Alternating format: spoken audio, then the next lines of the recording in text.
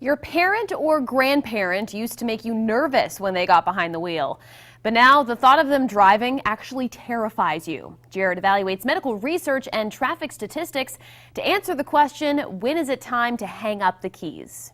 Older drivers in Kansas may be forced to take a DMV re-examination based on factors that include the driver's physical or mental condition or driving record. However, sometimes families are simply forced to sit their senior down and have the tough talk. Research shows people are living well past when they should stop driving. Women are outliving their driving age by 10 years and men by 7 years. The only certified driving rehabilitation specialist in the state, Kristen Nichols, says it's a national crisis. In early March, this car crashed into the front of a Topeka Dillon's. A similar scene on the news a few years ago led Adrian Revels to ask his grandfather to put the brakes on driving. Seeing the older lady run into Dillon's, and I'm like, yeah, I don't want that to be you, and if you need to go somewhere, then I'll make the time for you to get where you need to go. Delano Henderson sometimes misses his independence, especially for a quick run to the store. Adrian will do it for me, but I wouldn't mind doing it myself, if I get the urge to go, I like to go. According to the most recent data, older drivers make up 16% of all licensed drivers, a number that has grown since 2002.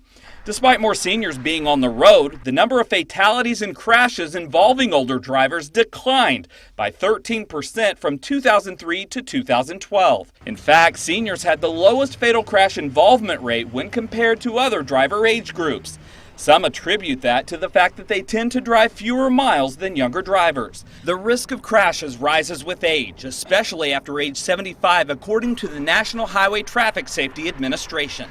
Yet experts point to health and not age as the determining factor in when it's time to hang up the keys.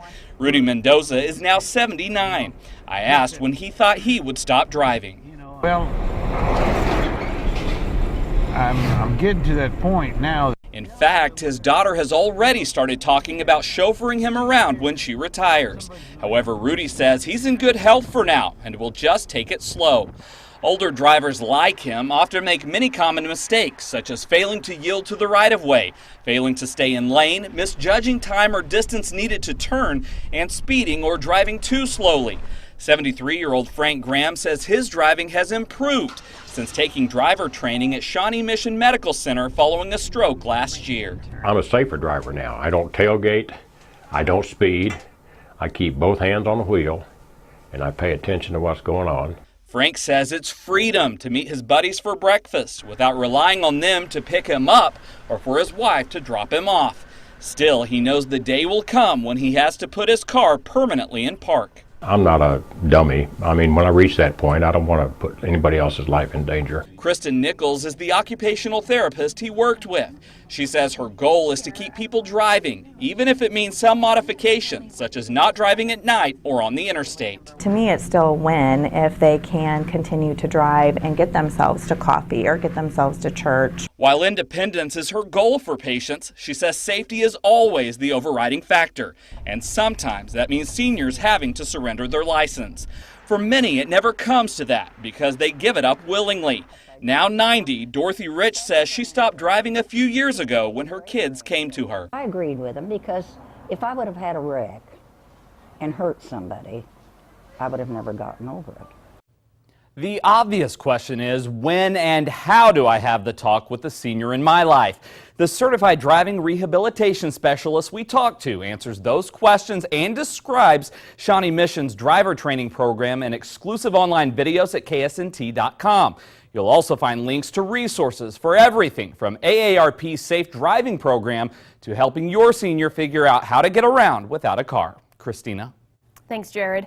In less than a month from now, the Get Up and Go Older Adult Driving Expo will be held in Overland Park at the KU Edwards campus. They'll discuss good driving habits, medical conditions that affect driving, as well as planning for and transitioning to driving retirement.